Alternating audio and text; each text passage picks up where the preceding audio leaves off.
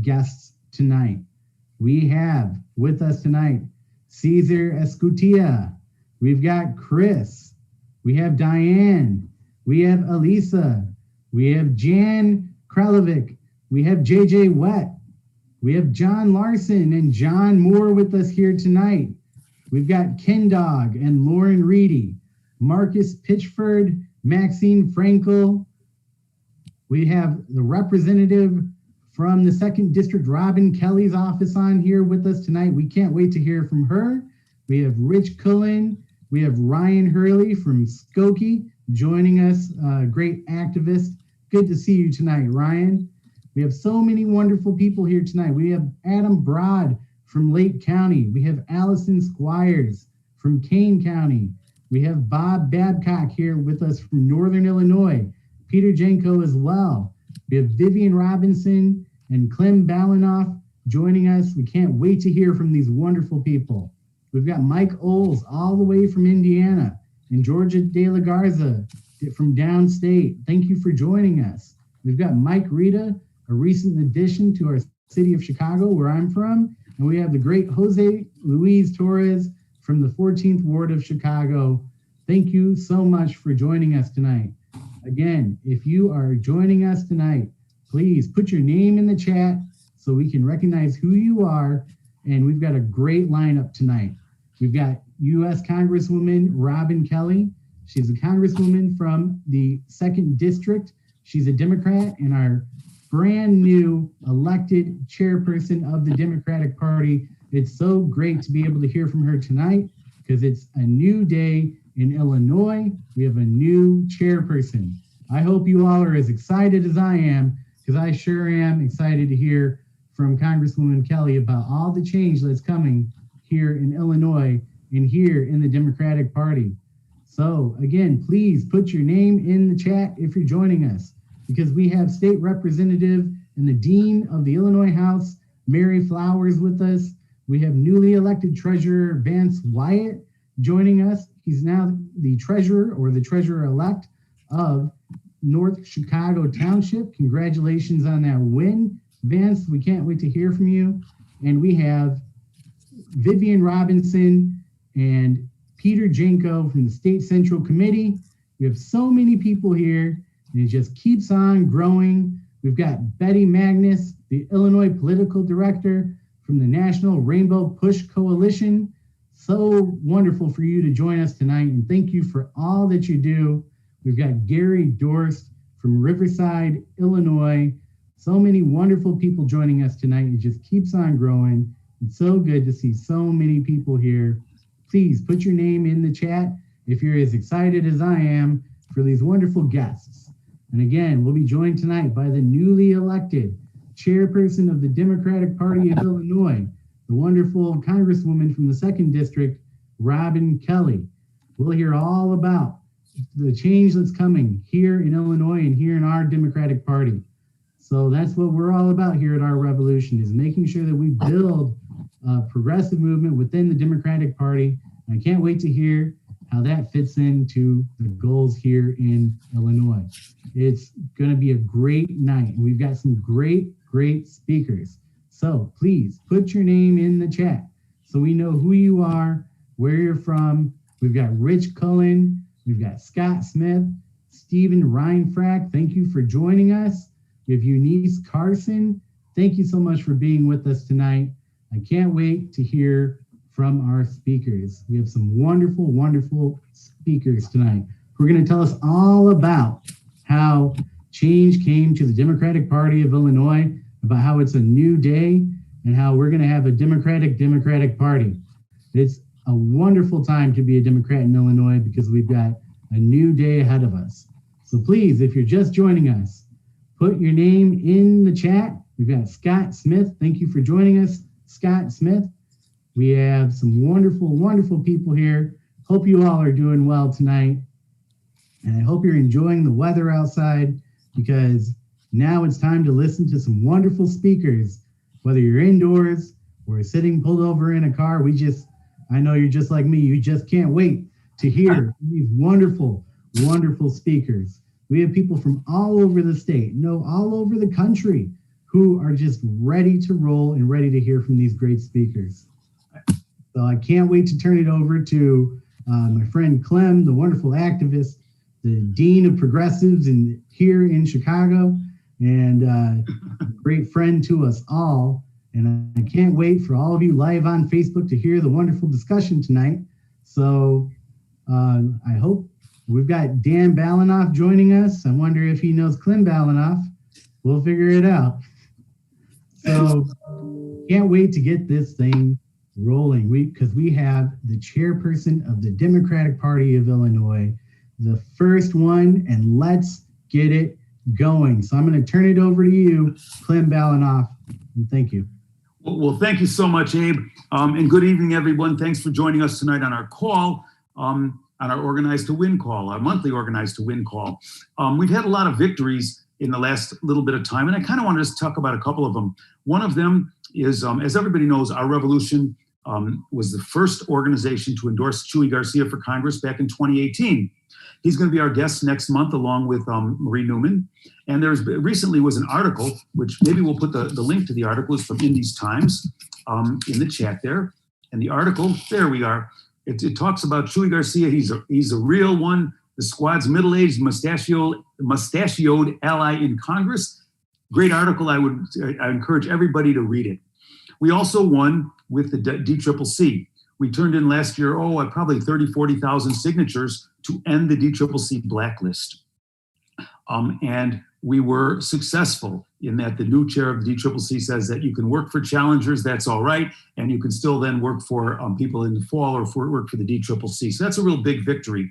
And finally, a victory I want to talk about is one we're going to hear a lot more about tonight, and that's Robin Kelly, Congresswoman Robin Kelly. And there's an article that we're going to put in the chat also about Robin Kelly's victory for chair of the Illinois Democratic Party. It's the first time in 23 years.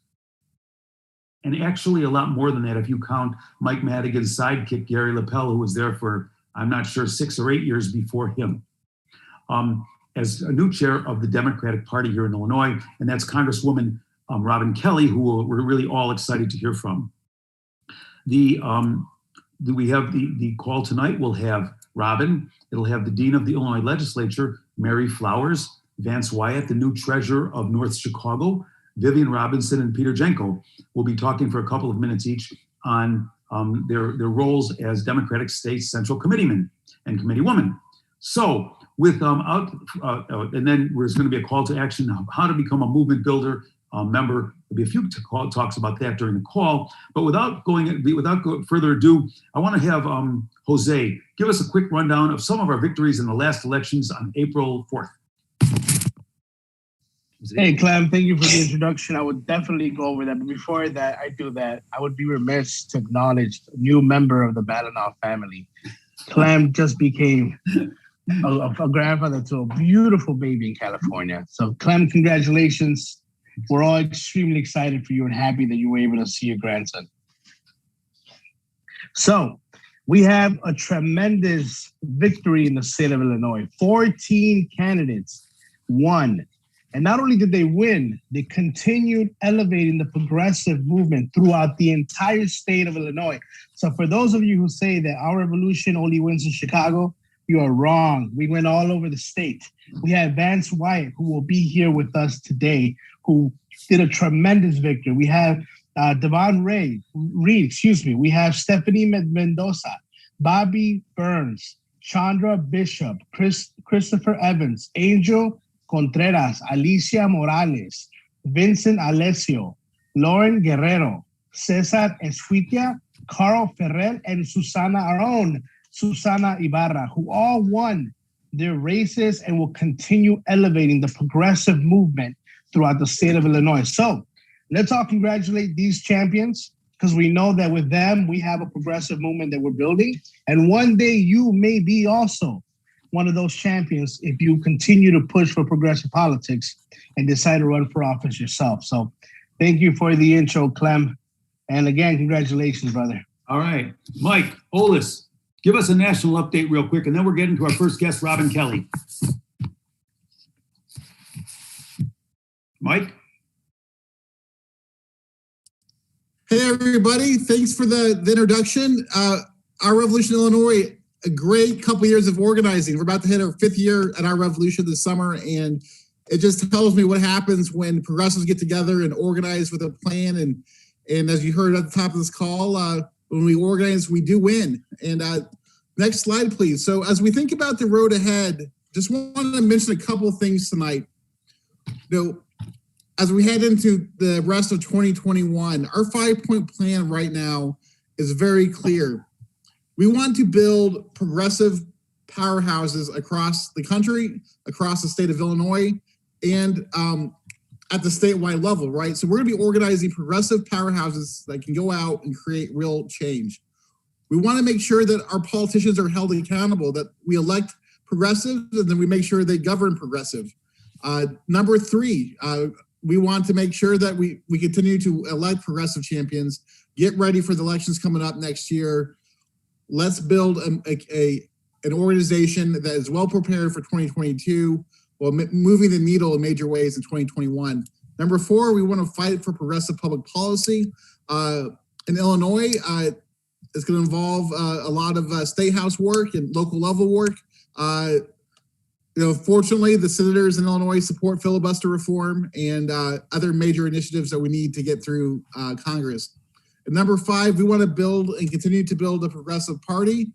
And we'll hear more about that here in just a few seconds with the new chairperson, Robin Kelly. Next slide. And as we think about elections, you heard the Chicago update or the Illinois update. We want to go down the road to St. Louis. In St. Louis, historic elections also last week. And in St. Louis, the progressives were able to take over the city council, the board of alders. So congratulations to our brothers and sisters in St. Louis. And then at the school board level, progressives were able to stave off charter school money, and I think now also have a majority on the St. Louis school board against the charter school money. So a big win, historic win, not just in Illinois last week, but in St. Louis, our friends to the west. Next slide. Yeah, but those are our great school board candidates. And so as we go ahead, though, what's going to be really important is that we become an organization of monthly donors. That we become an organization. Sorry, next slide to the membership card. We become we become an organization that is led by and supported and funded by small donors. So please tonight, if you're not a recurring member of a recurring donor of our revolution, please sign up tonight.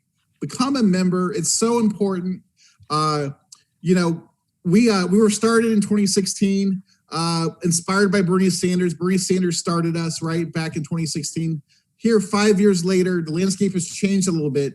And Bernie is our guiding light. The work we've all done together over the last 5 years has been amazing. But now this is where the rubber meets the road, right? We got to go out. Bernie's not on the presidential campaign trail. We got to go out door by door, member by member, and become an organization that can show the world that when you have thousands of people coming together as small donors, as activists, as everyday people, as volunteers, we can sustain and continue to build the progressive movement. So please, tonight, become a member of our revolution. $5 a month, $10 a month, super important. You'll get a membership card in the mail that you can carry in your wallet, our revolution member card. It'll be our secret card as we continue to grow our movement together. And you can say that you were one of the first Our Revolution movement builders of 2021. So again, sign up tonight. Cannot wait for the rest of the call. And I'm going to kick it back to Clem. Hey, well, thank you so much, Mike. Now we're going to get to our guests. Our first guest tonight is one that, with many of us, doesn't really need any kind of an introduction, but she's U.S. Congresswoman from the 2nd District and the newly elected Democratic Party State Central Committee Chairwoman, our friend, my friend, and for the first time, as I said, in many, many years, we have a new chair. Welcome, Robin.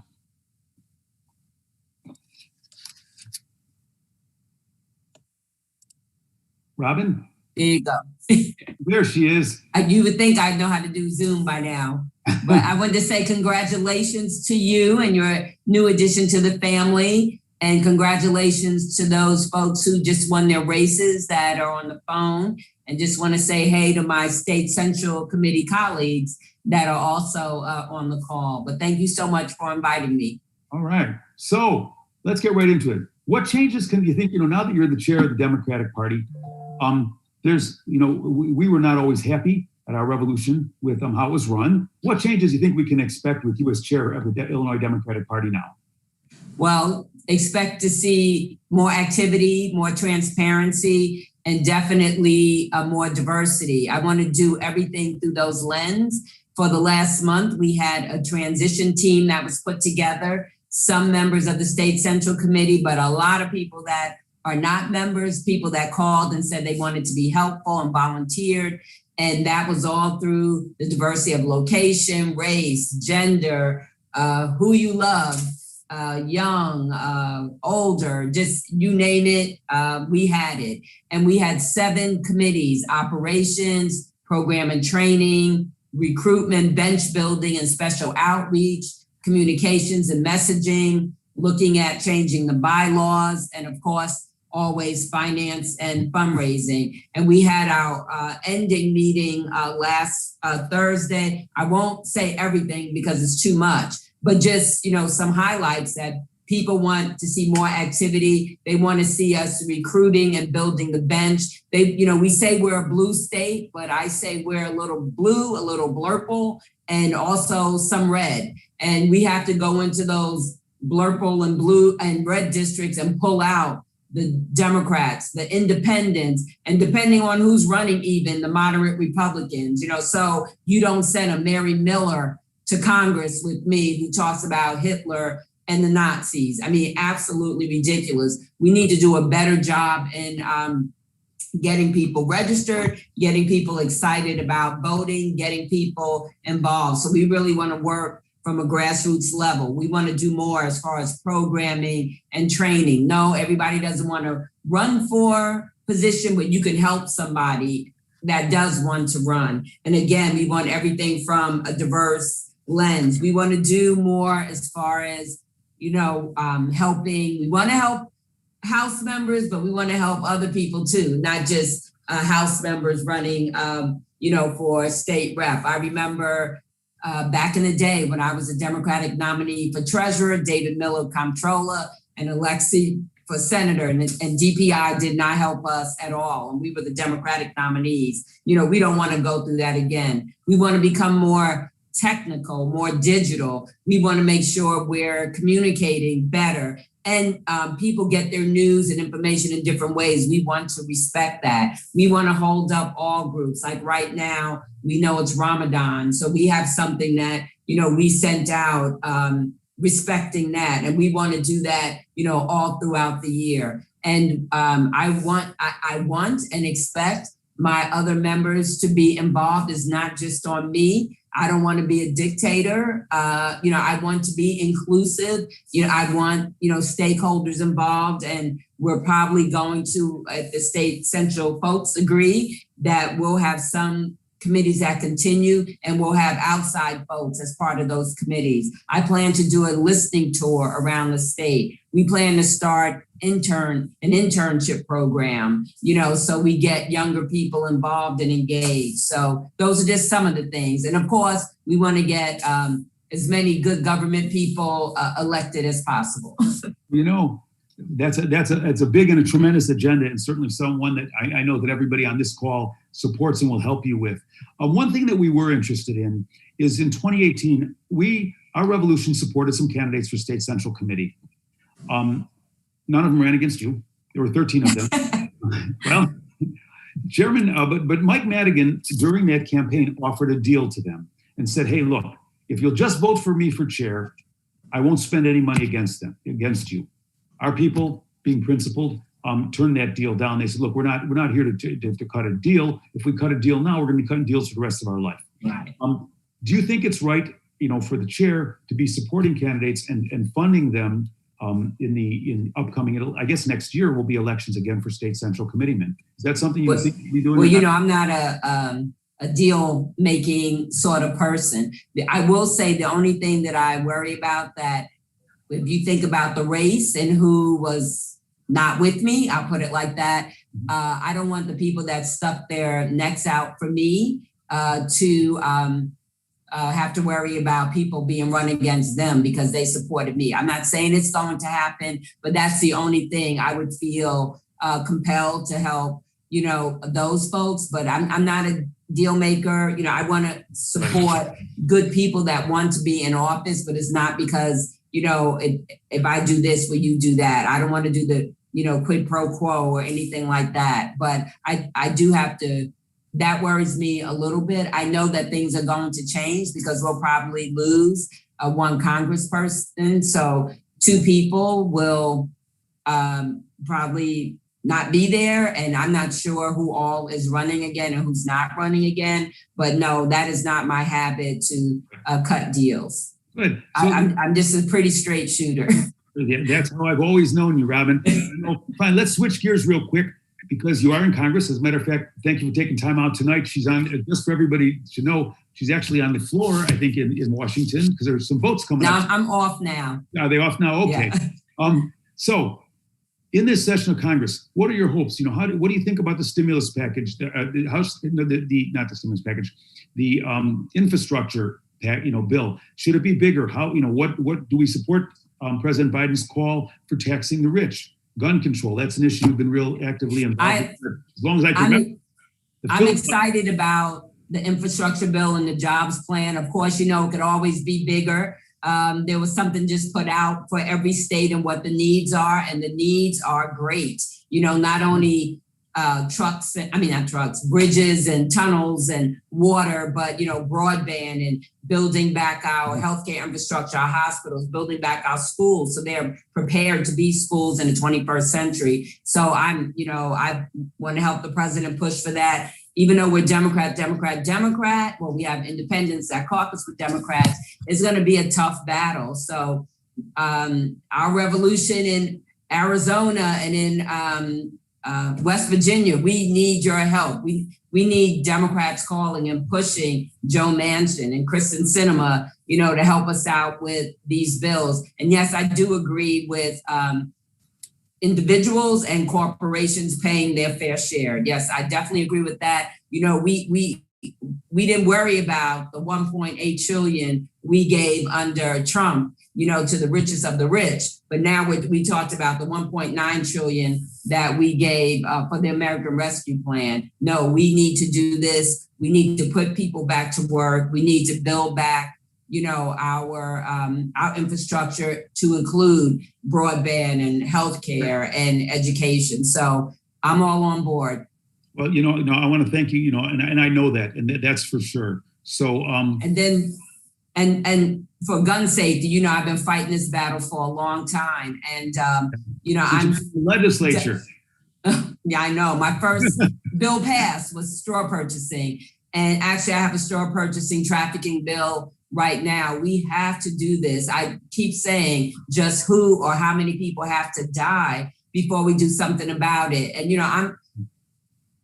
I'm concerned about the mass shootings, but I am the voice in Congress for the everyday shootings. You shouldn't have to die with somebody else to count, and right. It's just so frustrating. But I'm also frustrated, again, with Joe Manchin and some of the others that Schumer still hasn't called this bill yet because he must not think he has the votes, which is absolutely ridiculous. One of my colleagues from the Massachusetts area just told me about some shootings in her area. I mean, it's all over. I know Chicago tends to be the poster child, but right. That is my passion fight about gun safety. I mean, I hope we can do it, but again, we need the public to make their voices heard and to take people out that are not voting the right way. I can commit to you that we really will work with you in the states and the areas of the country to pass sensible gun control. I mean, we've been working in Mark Kelly and Sinema, Manchin, Warner, and Angus King as 5 Democrats who are not supporting the PRO Act currently in the U.S. Senate. And that's what stands between us and increasing union membership and many other things. So I want to just thank you. So, anytime you need any help, just call on us. We're going to be there. Thank you so much. We love you. You're doing a great job. And hopefully when I have the listening tours in the different places, people will come out and make their voices heard, because I'll be listening, not talking. you just let us know and we'll put out the word and we'll get some. I will. Thank you so much, Robin. And a shout out to Mary Flowers, my former colleague. Okay. All right, take care, everybody. Okay, our next guest is State Representative Mary Flowers from the 31st District. She's also the Deputy Majority Leader, and she's the Dean of the Illinois House, having served there since 1985. She's a real progressive champion. She's supporting things like increasing the minimum wage, fought tirelessly for healthcare for all, and until then, making it more affordable. Mary was one of the people that supported our good friend Chuy Garcia for mayor in 2015, when many others were afraid to stand up and be counted. She's done much more. Mary, welcome. Marianne?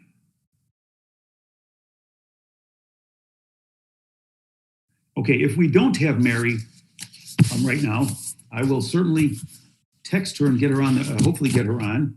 I just talked with her earlier today. Then what I'm going to do then for a minute is right now turn it over to Adam Broad, who is going to discuss, have a little discussion there with the new treasurer of North Chicago, Vance Wyatt. Adam? Thanks, Clem, and mazel tov on your new grandchild. And you caught me off guard here a little ahead of time, but here we go. Our next guest is the newly elected treasurer for North Chicago. He's also co-chair of our Revolution Lake County. And I'd like you to please welcome Vance Wyatt. Vance, you did an amazing job of unseating an establishment incumbent. How did you pull off this victory? Honestly, the best thing I can say is being on doors, making those contacts with people one-on-one is the most important thing possible. I think we knocked over 1,000 doors altogether. Unfortunately, 1,000 people didn't come out to the polls, but we did definitely make that 1,000 door knocks to different houses and over 2,000 phone calls as well. When we organize, we win. Just would like to amplify the point about how well established the incumbent was. You want to just briefly describe how entrenched he was in that office? Sure. So the current treasurer was in that office for 16 years. Prior to him becoming the treasurer, he ran for alderman twice. He had ran three times actually. He ran twice as a Democrat, then once as a Republican after he couldn't win as a Democrat. He had served on all three of our school boards over the course of the last 20 years. He even ran for county board as well. So he was very, very entrenched in the local politics. He was actually even our city comptroller at one time. So it was a very tough move to knock him off, but we did quite handily at that. So great work, Vance. And you have proposed expanding the role of treasurer in North Chicago, including financial education classes for adults and students. Can you tell us more about that? Sure. So I've already started meeting with our superintendent for our school district. We are going to implement some not after school, but during essentially a curriculum from K through 5, and then another curriculum for middle school and high school.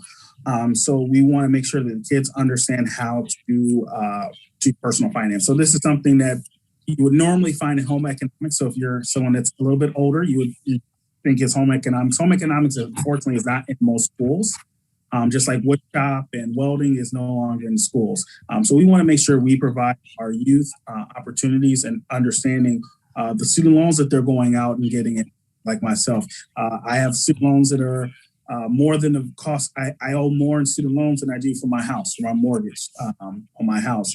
And it's important that we make sure that our youth understand that, what they're actually signing up for when they get these student loans, because many of them, especially from lower income communities like ours, they don't fully understand what the student loans are and what ramifications they can cause to you until, of course, you have to pay those back. And it's very tough at some time. Well, yeah, I'm 57 years old, Vance, and I still just about paid mine off. I'm still working on that. A little bit left. Anyway, get it. Much like the rest of the state of Illinois, North Chicago is struggling to fund its pension obligations. How do you plan to address this in the budget without cutting pensions?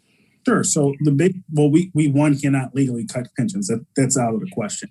So one thing the city needs to do is actually put more money behind our pensions.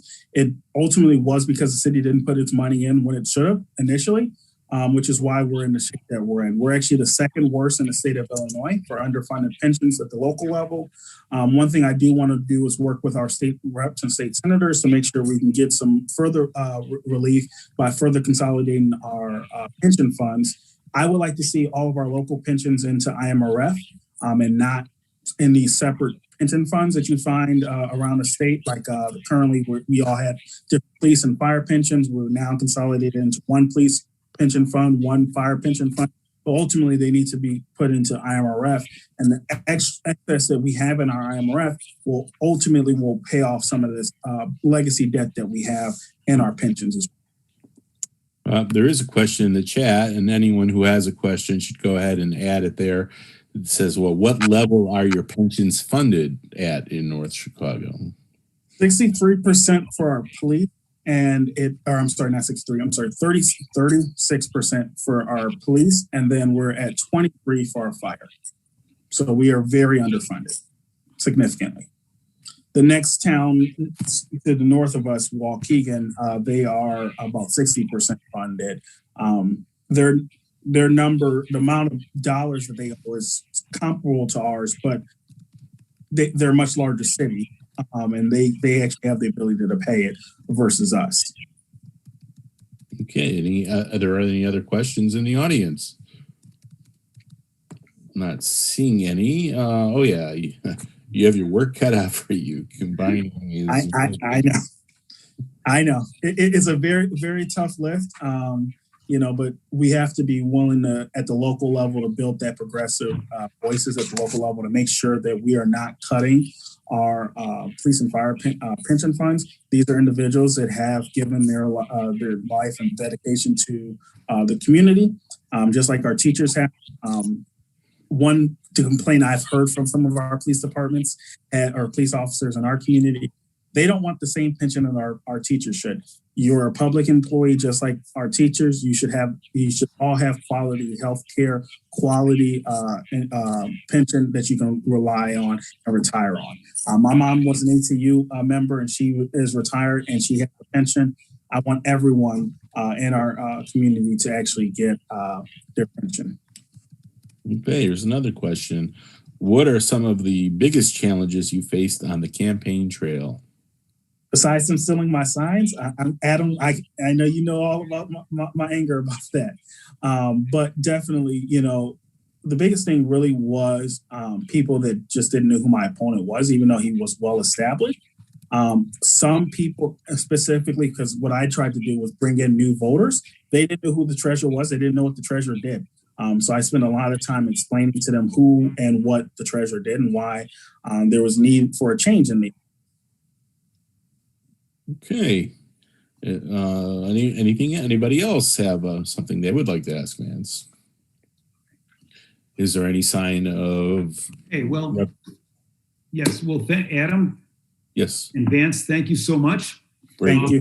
And we're going to move on. I don't see Mary yet on.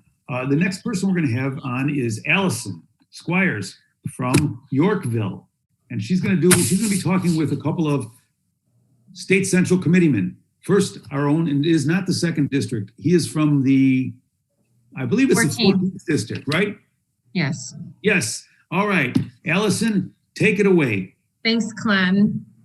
Our next thing, if you have questions for Peter or Vivian, please put them in the chat. Our next guest is one of the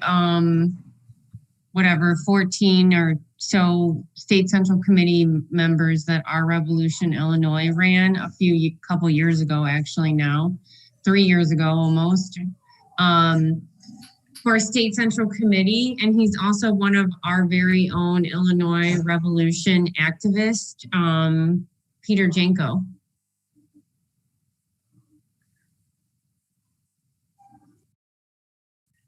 Good evening, and thank you all for joining us tonight. Yeah, my name is Pete Janko. I'm the State Central Committeeman for the 14th Congressional District. I'm also co-founder of Medicare for All Northern Illinois and our Revolution chapter. On February 22nd of this year, Michael Madigan, chairman of the Democratic Party of Illinois since 1998, abruptly resigned. In 2010, Rich Miller of Capital Facts had written, "The pile of political corpses outside of Madigan's State House door of those who tried to beat him one way or another is a mile high and a mile wide." I'm sure at the time the article was probably just referring to his role as Speaker of the Illinois House of Representatives. But at the same time, Madigan literally owned the Democratic Party of Illinois. When he took over, he fired the state party staff, closed its Chicago headquarters, and moved it to Springfield into the same office building where his campaign finance staff was located. Chicago Magazine declared, "Michael Madigan is the king of Illinois." Well, a little over a month ago, on March 3rd, the State Central Committee voted in Congresswoman Robin Kelly to succeed Michael Madigan as chair of the Democratic Party of Illinois. The day after Robin Kelly's election as the new chair, the headlines in the Chicago Sun-Times read, quote, "Robin Kelly takes reins from Michael Madigan, winning Democratic Party chair race. Tonight we made history together," unquote. Yes, we did. Another headline read, "How Representative Robin Kelly won the Democratic Party of Illinois chair," unquote. Well, the media had created this narrative that the chair race was a proxy war between JB and Dick Durbin. I saw this as harmful as it reinforces the public's belief that this is just another typical example of Chicago politics that none of us have any say in. But what if JB, Dick Durbin, and Tammy Duckworth, the three highest profile Democrats in Illinois, injecting themselves into the race made absolutely no difference in the final outcome? What if Madigan's successor was actually predestined back in November of 2017, when I, as a volunteer working on the Rockford Festival of Lights display for the BIS campaign, was recruited to run for State Central Committeeman of the 14th Congressional District? Before then, I had never even considered running for any political position. I was an activist, not a politician. I was co-founder of our Revolution group, Medicare for All Northern Illinois. We had just finished the summer of Medicare for All activism. We had just won the third place trophy in one of the biggest parades in Illinois, the Sycamore Pumpkin Fest parade, with our entry, Parade of Countries with Medicare for All, just 2 weeks prior. I saw a seat on the State Central Committee as an opportunity to take my activism from just being another face behind a protest sign, marching in the streets, to taking my activists to the inside. So in March 2018 Democratic primary, I joined 12 other Our Revolution backed candidates in a fierce challenge to Democratic machine incumbents on the Illinois Democratic State Central Committee. Because we put up a unified challenge, the committee races made headlines not only in Chicago, but nationally in The Intercept, known for breaking the Snowden story. It was Our Revolution candidates that put the role of an obscure political position into the spotlight for the very first time.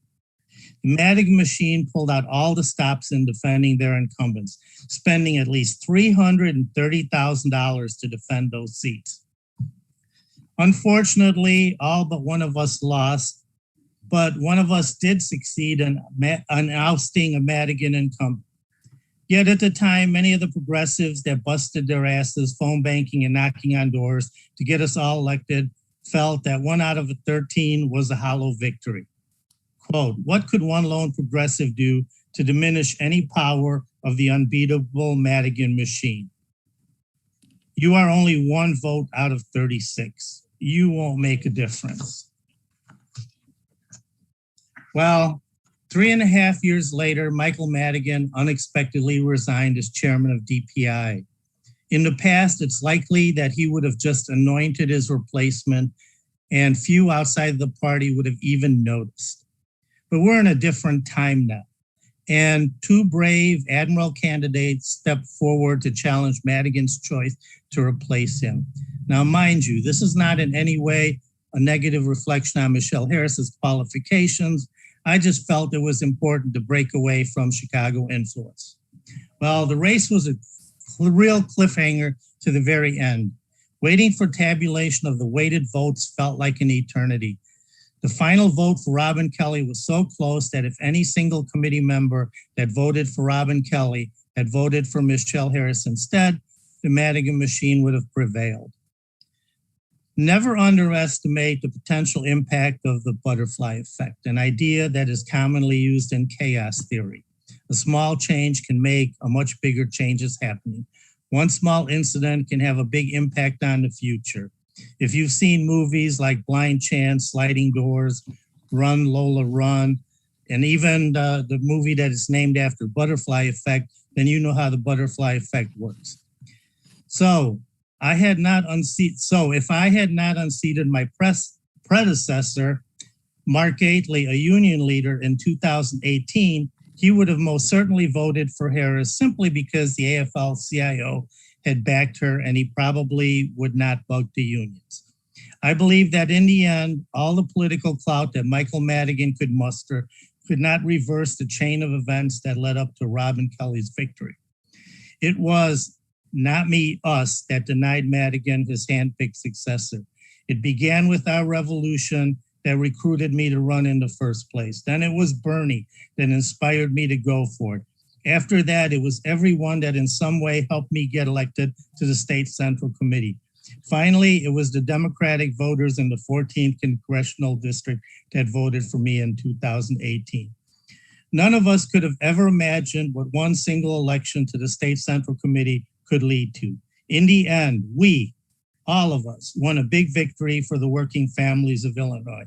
Thank you. All right.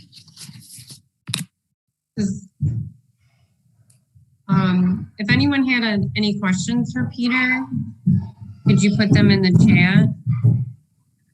And I guess I have a small question, Peter.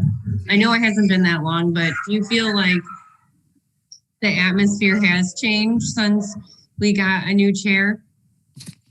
Oh, I certainly believe so. I envision big changes for our benefit ahead. One of the things I've always felt about is that we're way too Chicago-centric as far as the party goes, as far as the politics go.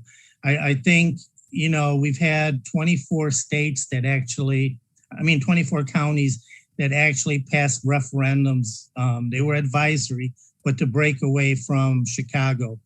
That's a big problem. That's something that we need to fix. You know, we need to win back all those people in central and southern Illinois and in northwestern Illinois where I live. I mean, we're in solid Trump country once we get outside the Chicago metropolitan area. And if we don't do something about it, I see a red wave coming in 2022 that's not going to be favorable to Democrats in Illinois.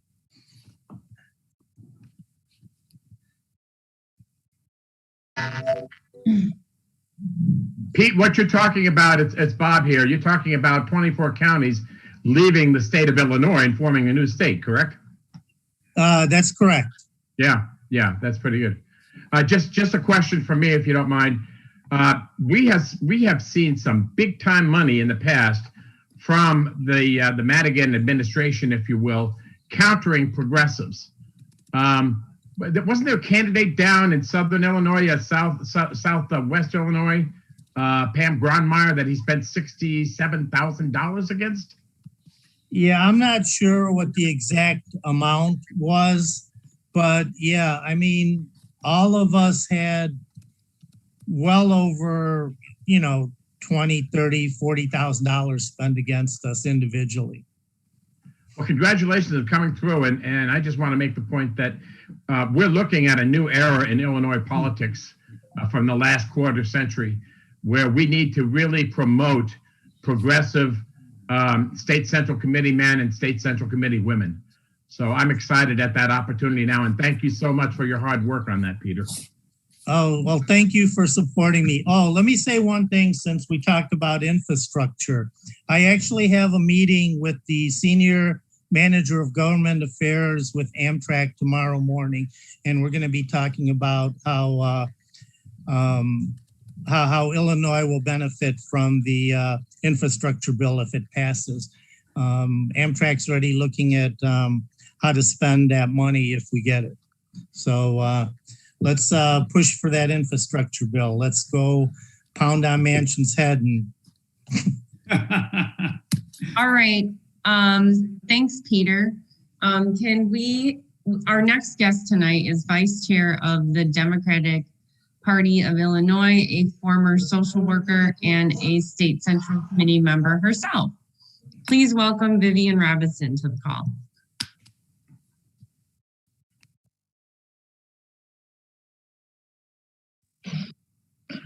Good evening, everybody.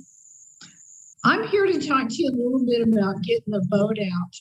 I did a lot of training with DPI last year at different locations because I'm from Southern Illinois. I have 33 counties in the 15th Congressional District, and I help all over Southern Illinois to get that vote out. And so Clem and I were talking a little bit earlier about, what would be helpful for all of us, working in unity and solidarity. I was a union leader with AFSCME before I became a state central committee woman and a vice chair. So, their training really helped me understand the basics of campaigning and bringing out the vote. One of the most important things that we can do is to make it personal.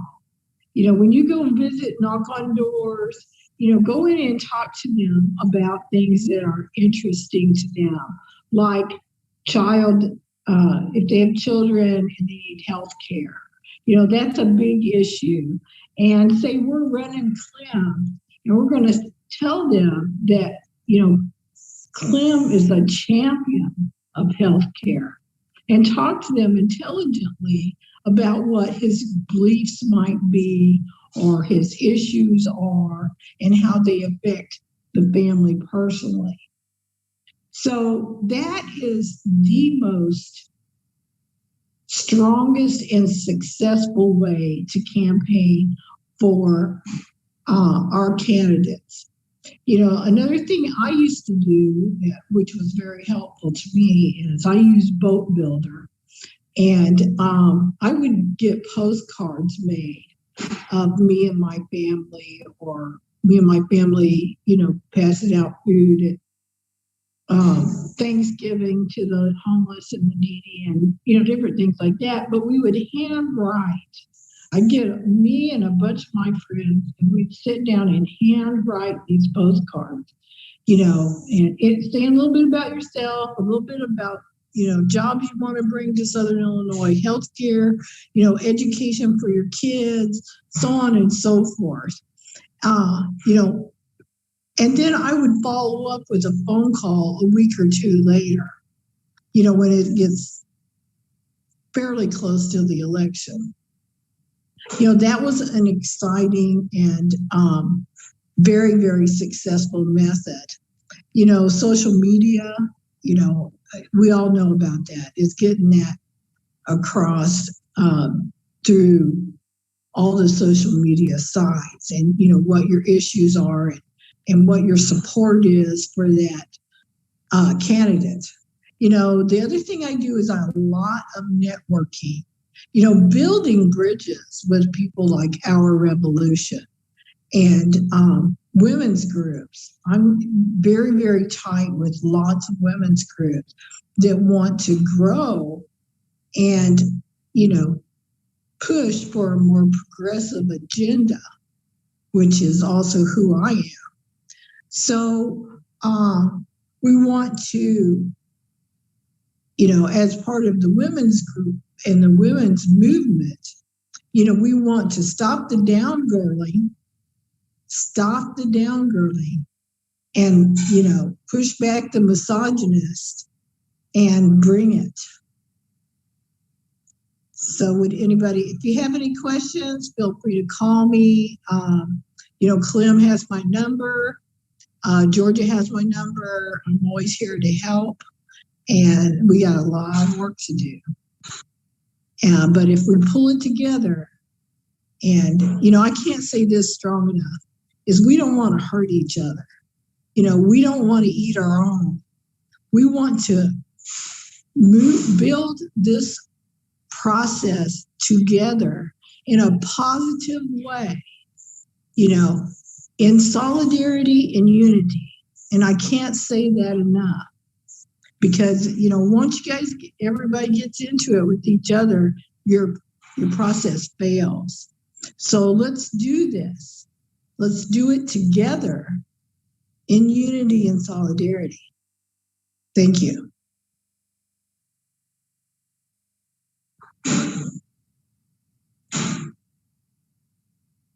Well, Vivian, thank you so much. And Peter, thank you so much. And Allison, great job like always. Just a few more items. The next person I want to say a few words is Mike Rita. He just got a real big scholarship from Loyola University in political science. We're real proud of him. He's our Revolution organizer in Illinois. Mike Rita. Mike? Thank you, Clem. Thank you for that introduction. I know we all heard about the amazing progressive champions who won their elections during the consolidated election this past Tuesday. And if we want to continue to support candidates like them, we need your continued support. That's why we are kicking off our 2021 Movement Builder membership drive. We are asking our supporters to become monthly donors to Our Revolution in order to continue to grow our organization. If you donate to Our Revolution monthly, in return, you will receive your very own 2021 Movement Builder membership card designed by artist and Our Revolution member Lauren Rowling. It's got Bernie along with all the policies that we're fighting for on there. So tonight we're asking you all to join us in taking the next step to support the progressive movement and donate $10 a month monthly to Our Revolution. And you will receive your very own 2021 Movement Builder membership card. So be sure to follow the link in the chat. People are asking if we have merch too. We're working on it. We'll make sure we'll let you know when that's available. And besides our membership drive, we also want to let you know about some upcoming calls. This next month, the Our Illinois Revolution statewide meeting will be one you definitely don't want to miss. Our special guest will be Congresswoman Marie Newman, as well as Congressman Chuy Garcia, who will be joining us to talk about President Biden's first 100 days in office. And that will be Tuesday, May 11th at 7:30 p.m. Make sure to sign up for that using the link in the chat. And we also have some local organizing meetings that we'd like you all to be a part of. April 27th, that's a Tuesday at 7 p.m. We also have the Our Revolution Chicago and Cook County meeting. So be sure to use the link in the chat to sign up for that. And next, I want to introduce Bob Babcock from Our Revolution Northern Illinois, who is going to tell us all about HR 1, which is for the People Act. Bob, are you there?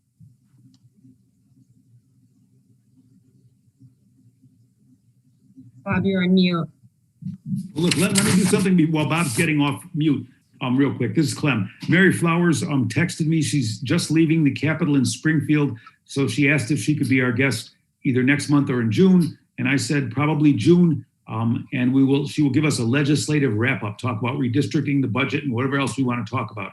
So her apologies, but that's the reason that she is not here right now. Bob? Okay, thanks for that information, Clem, really. You know, we're about our democracy. We're about the voice of the people. And we all breathed a sigh of relief as number 45 left the White House just a few months back. A lot of people don't know how he got in. It was a failure of democracy. It was the way that there were forces in our society that were suppressing the vote. There were some 16 million voters purged before the 2016 election. People were targeted. If you have been studying Georgia, you know how that works. And that's why number 45 got in. He wasn't elected. And for the last 4 years, we have been subjected to the tyranny of the minority, not the wisdom of the majority. Right now, HR 1 has passed the House. It's currently called S1 in the Senate. And it's one of the most important pieces of legislation I've seen in my lifetime. It backs up democracy. It strengthens democracy. It's also known as the For the People Act. And my big request of folks tonight, my ask, is that we go all out, all of us go all out, and encouraging other people to go all out in supporting the For the People Act. There are a number of aspects of it I'll go through very briefly. One of them is absolutely huge. It's automatic voter registration. You register to get a driver's license. You register to vote. All of those efforts, it's not an opt-in or opt-out approach. It's automatically anything that you do with the federal and state government, you're registered to vote. That is huge. So it expands the availability of voting. One of the problems that we saw was all sorts of voting restrictions, voter suppression, redistricting, access to the polls was limited. There was felony disenfranchisement in a number of states, and my friend Desmond Meade down in Florida is still fighting for the right of returning citizens to be able to vote. While S1 restores the 1963 Voting Rights Act, there needs to be some modifications in that to make it stick. And there is a trailer bill, HR 4, that will be following. And that's been separated out because it's pretty detailed. Also known as the John Lewis Voting Rights Act, it further refines with a new formula to replace the old pre-clearance formula that the Supreme Court had shut down. So I want you to please call your senators and ask them to be sure S1 passes, and to be sure that the filibuster does not block it. Now, we know we're in a safe state in Illinois, pretty much, but they still need to hear from us. Secondly, we need to be in touch with families and friends in Arizona and West Virginia so that Sinema and Manchin don't get in the way and support the filibuster and stop this bill from passing. This is one of the most, I mean, if we don't pass this bill, we could very well lose our democracy. It's that serious. We could lose the voice of the people for who knows how long. What we want to do is we want to get in touch with family and friends in Arizona and West Virginia and tell them to call their senators to pass the bill and end the filibuster. And I want you to keep your eyes open for phone banking and cards and letter writing to voters in those states. A rally is expected in the next couple of weeks.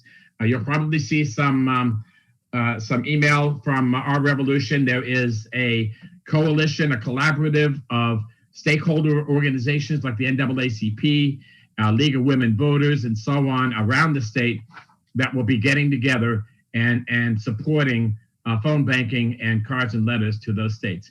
So thank you for all your work. Let's keep our democracy going, my friends. Thank you. All right, and thanks so much there, Bob. And thanks to everyone for getting on the call tonight and supporting Our Revolution. A special thanks to all our volunteers and our donors. Before we end the call, we always end it with a chant. The chant is, when we organize, we win. So why don't we open up everybody's mic? Is everybody's mic open? Mike and Mike? Well, it's Michael Ellis and Mike Rita are helping do that.